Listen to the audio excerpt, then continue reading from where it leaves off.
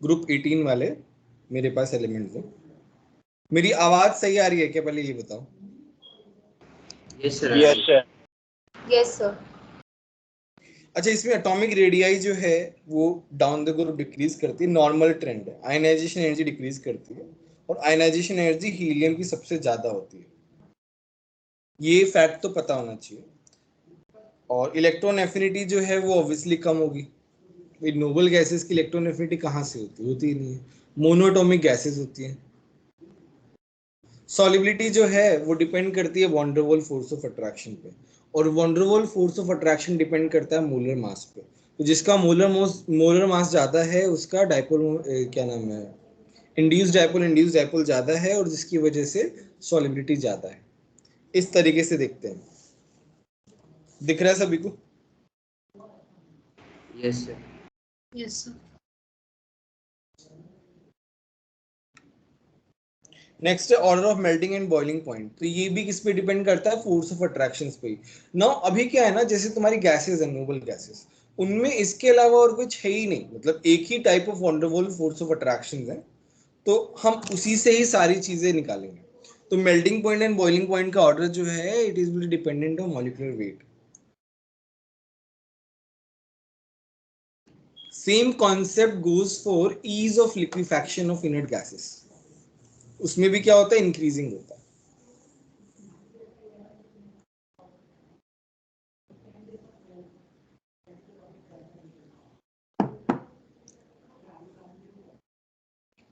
Next है compounds of xenon.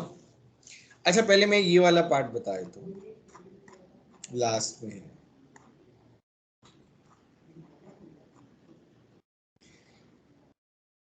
तो nail Bartlett करके एक साइंटिस्ट थे जिन्होंने क्या किया, ज़ेनॉन का एक कंपाउंड देखा, ये वाला ज़ेनॉन हेक्साफ्लोरोप्लैटिनेट, ये उन्होंने डिस्कवर किया और देखा कि ज़ेनॉन जो है वो कंपाउंड बना सकता है।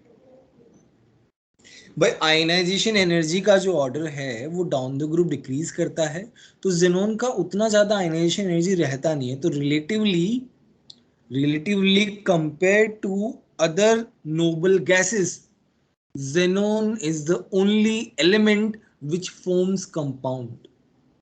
Generally it makes with fluorine and oxygen only, है ना। नाउ उसका जो रिलेशन है वो ऐसे निकाला गया कि तुम्हारा फ्लोरीन, ऑक्सीजन, O2 और जेनॉन का जो आयनाइजेशन एनर्जी है वो सिमिलर है। तो यहाँ पे मतलब पहले तो ऑब्वियसली ये वाला एलिमेंट, ये वाला कंपाउंड फाइंड आउट किया गया, O2 प्लस वाला, और उसने सोचा कि अगर O2 बना सकता है इसके साथ कंपाउंड और सेम आयनाइजेशन एनर्जी है तो जेनॉन क्यों नहीं बना सकता। ये एनालॉजी से उन्होंने इस कंपाउंड को डिस्कवर किया और फिर इस पे और रिसर्च हुई कि जेनॉन के और कौन कौन से कंपाउंड बन सकते हैं। फिर हमारे कुछ कंपाउंड्स आए, जैसे XeF2 है पहले, जेनॉन डाइफ्लोराइड।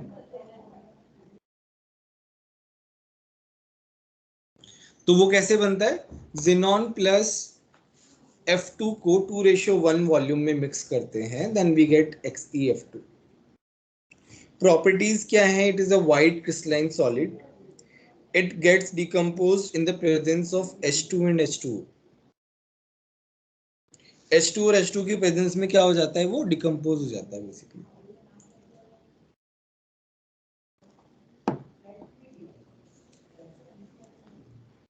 दिख रहा है यहाँ पे।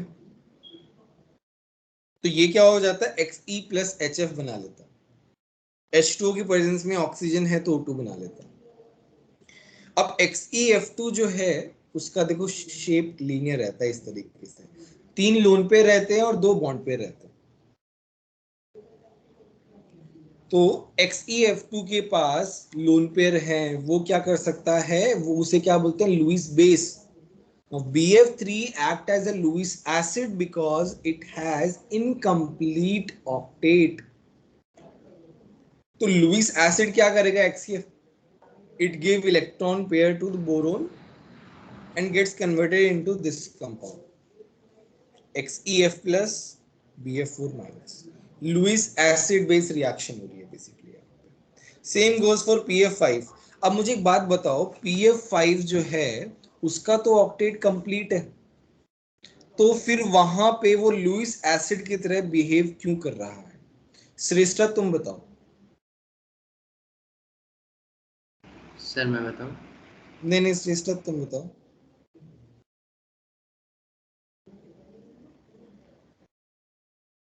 दर्पण तुम बताओ।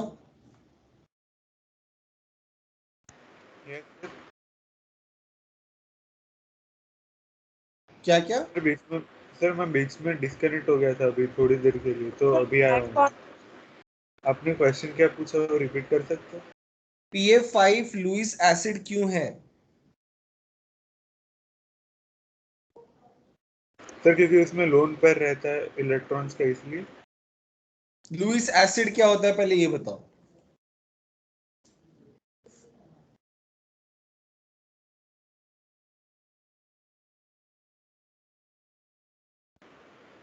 सॉरी सर उसमें वैकेंट इलेक्ट्रॉन ऑर्बिटल होता है, इसलिए मैं लुईस बेस के साथ कंफ्यूज हो गया।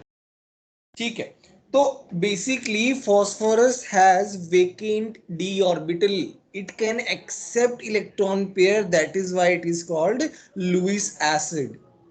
So XeF2, which is a Lewis base, it will donate its electron pair to vacant d orbital of phosphorus in PF5. That's how they will make an adduct or addition compound like XeF plus PF6 minus, isn't it? Yes ठीक है। Sir हम adduct कब use करते हैं? क्या क्या? Adduct किसी compound को कब बोलते हैं? एडक्ट बेसिकली ऐसे इसी तरीके से प्लस माइनस वाला जो है ना, फोर्स ऑफ अट्रैक्शन के थ्रू आप पास पास में है बेसिकली। मतलब अब आयनिक कंपाउंड को हम एडक्ट नहीं बोलेंगे, वो तो एक अलग कैटेगरी हो गई है ना। यहाँ पे वैसा नहीं है, थोड़ा कुछ भी आ जाएगा टूट जाएगा। एक तरीके से बोल सकते हैं आयनिक कंपाउंड अटूट बंधन टाइप का है, बट ये नहीं है। ठीक है, ये टूट सकता है कभी भी, ऐसे प्रॉपर ऐसे कंपाउंड नहीं बन रहा है दोनों को मिला के। एक अलग कंपाउंड एक अलग कंपाउंड है, दोनों पास पास में आ गए because of the force of attraction, बस ओके उसको बोलते हैं एडक्ट।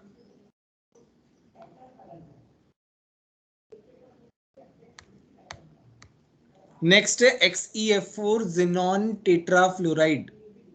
सो बेसिकली 1:5 वॉल्यूम में होता है और यहाँ पे XeF4 बन जाता है। सिंपल सा व्हाइट क्रिस्टलाइन सॉलिड होता है, पार्शियल हाइड्रोलिसिस।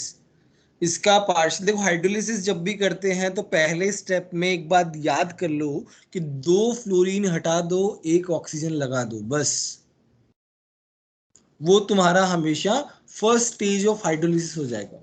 तो यहाँ पे 2 फ्लोरीन हटाया, 1 ऑक्सीजन लगाया, तो XeOF2 आ गया। XeOF2 का स्ट्रक्चर भी बना के बताया है, देख सकते हो। टी शेप होता है, it is isostructural with ClF3, right? T shape. देखो इस स्ट्रक्चर को समझो और कोई डाउट हो तो पूछो।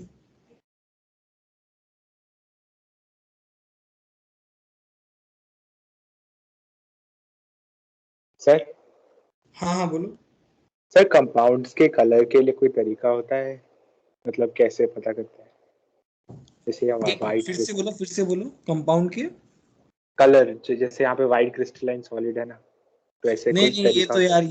ये एकदम याद करने वाला है ना, बिल्कुल भी वैसा नहीं है। मतलब कि you can make a logic, there is some logic, कुछ ऐसा नहीं है। पूरा एकदम याद करने वाला चीज है ये तो, कलर वगैरह तो। Okay sir. ये इन चैप्टर्स में कलर्स थोड़े कम है। क्वालिटेटिव एनालिसिस करके एक चैप्टर है जिसमें सब कुछ ही कलर है। मतलब देख 100 कंपाउंड्स है, 100 कलर्स है। वो चैप्टर बहुत डिफिकल्ट है याद करने में, वैसे बहुत इंटरेस्टिंग है। लैब में करोगे ना, क्वालिटेटिव में किया ही होगा, या पता नहीं कोविड की वजह सर, से नहीं नहीं। गया सर पिछले साल बंद। तो उसमें कलर्स दिखते हैं तो थोड़ा सा अच्छा लगता है, वो लैब के लिए अच्छा है। बट ओके देखते हैं, हम उसको याद करने का कोशिश करेंगे। Next on complete hydrolysis XeF2 का XeF4 का, तो हमारे पास इस तरीके से बनता है जेनॉन प्लस XeO3, ये एक्सप्लोजिव सॉलिड होता है XeO3। जेनॉन ट्राईऑक्साइड का स्ट्रक्चर बनाया हुआ है, 3 डबल बॉन्ड है, एक लोन पेयर है, sp3 hybridisation obviously, and pyramidal shape है। ये आइसोस्ट्रक्चरल किससे है? NH3 से है। इसके स्ट्रक्चर में किसी को कोई डाउट है तो पूछो। No sir.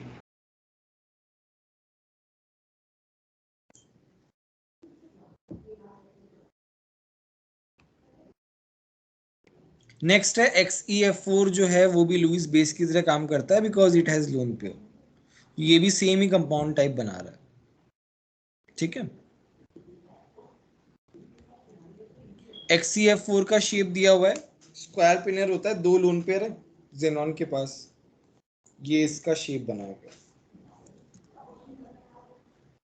बोलो किसी को कोई डाउट है क्या?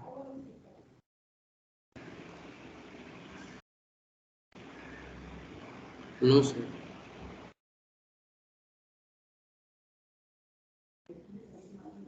ठीक है।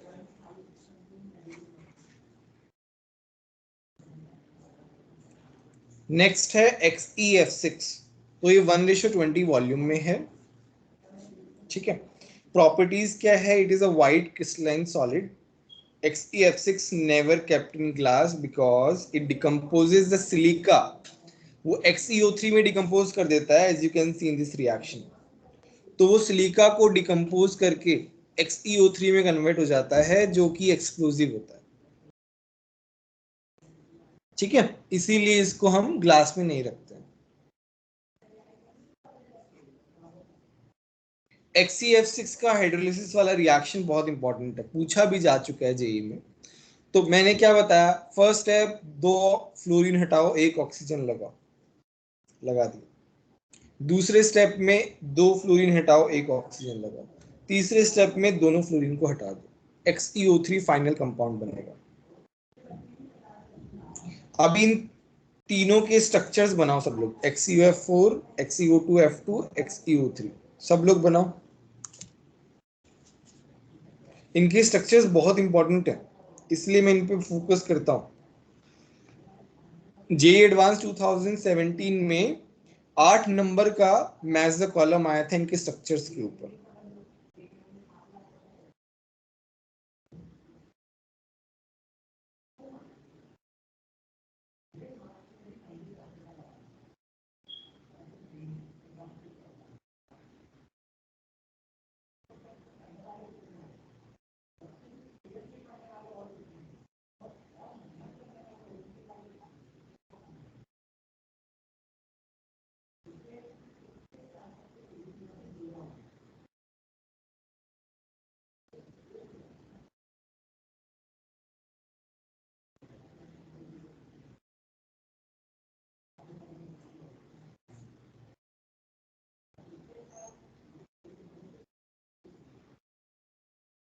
बना लिए स्ट्रक्चर्स।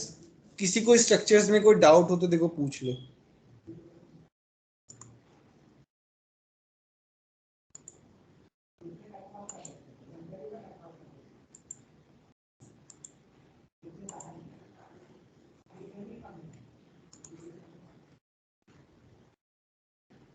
ठीक है। अच्छा, XeF6 के पास भी एक लोन पेयर है जेनॉन के पास, देखो यहाँ पे XeF6 का देखो ये वाला शेप होता है, मतलब जो एक्सियल पोजीशन पे जो फ्लोरीन है वहां पे लोन पेयर है, और ये लोन पेयर क्या कर रहा है? इस पूरे ऑक्टाहेड्रल को डिस्टॉर्ट कर रहा है by repelling, by repulsion, repel कर रहा है, जिसकी वजह से तुम्हारा जो ऑक्टाहेड्रल है वो डिस्टॉर्ट हो रहा है, ठीक है। इसे हम बोलते हैं डिस्टॉर्टेड ऑक्टाहेड्रल। बोलो समझ में आया कि नहीं है? Yes sir. Yes sir.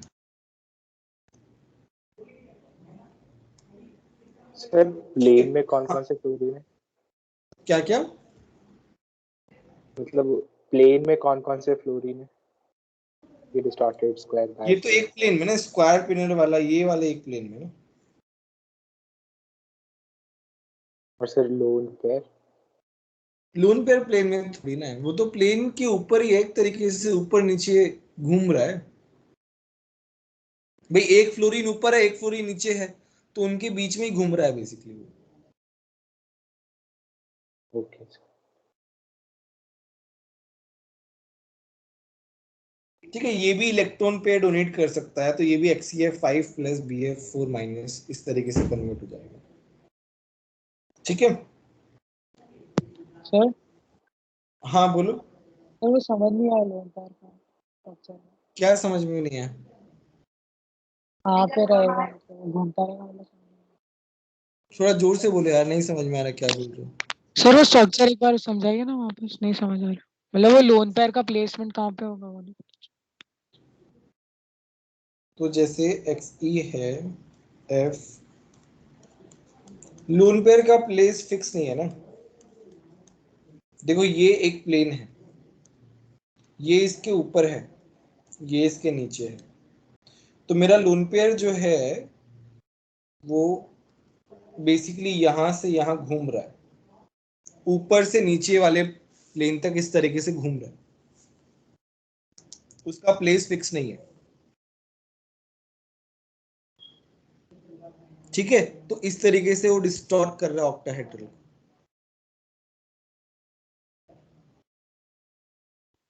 Okay.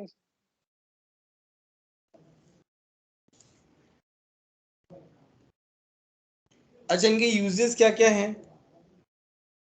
भाई? हीलियम गैस जो है वो गैस कूल्ड न्यूक्लियर रिएक्टर में काम आती है because of its inert nature and low viscosity. अच्छा, एयर बलून्स में बहुत काम आता है हीलियम, ये आई थिंक सभी को पता है। हीलियम वाले बलून्स तुमने छोड़े होंगे ना, है ना? तो वो बेसिकली क्या होते हैं, नॉन फ्लेमेबल नेचर के होते हैं और लाइट होते हैं बेसिकली, इसलिए उनमें काम आते हैं।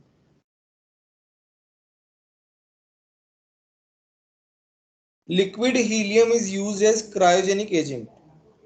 कोई कुछ पूछ रहा है क्या?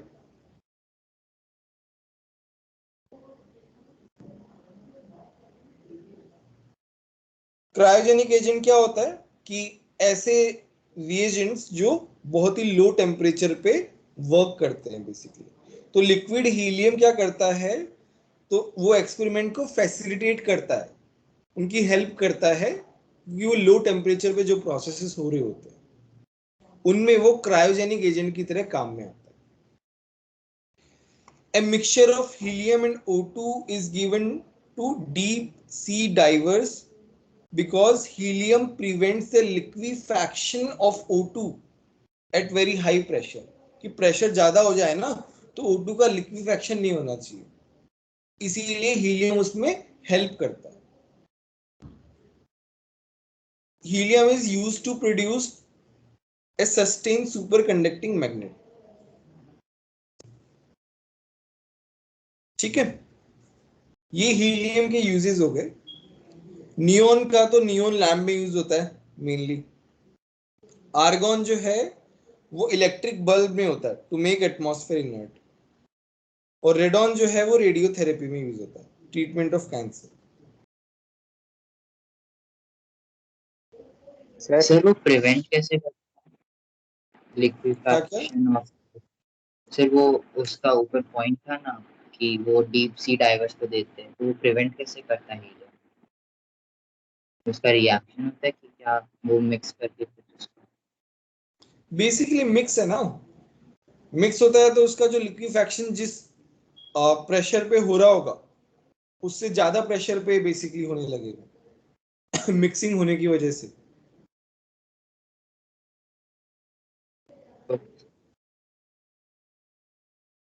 सर तो हाइड्रोजन क्यों नहीं ऐड? मे भी इनर्ट है ना, हाइड्रोजन तो रिएक्ट भी कर सकता है। Yes।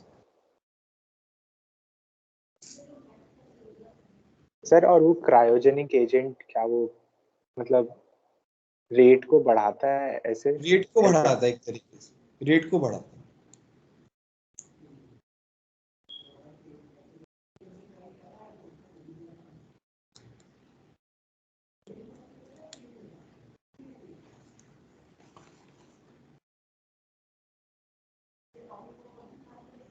ये तुम्हारा XeO6 माइनस जो है इसको परजेनेट बोलते हैं।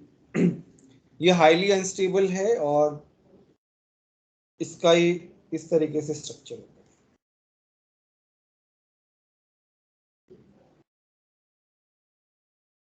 है। ठीक है,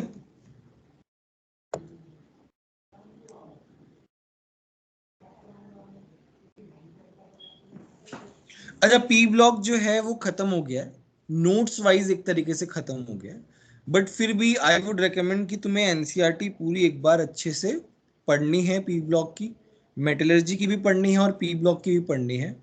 मान लो कोई पॉइंट्स जो है वो रह गए, लेट्स से बहुत कम पॉइंट्स रहे होंगे, तो वो एक बार सब लोग जो है वो ऐड करते जाना अपने नोट्स में, और हर इनऑर्गेनिक चैप्टर के 4-5 जो पेजेस हैं वो छोड़ने ही है, सो दैट नई जो चीजें आए डिस्कशन के टाइम पे मैं बोलूँ कि नोट्स में ऐड कर लेना, ये वाला पॉइंट है ना, तो वो ऐड करते जाना।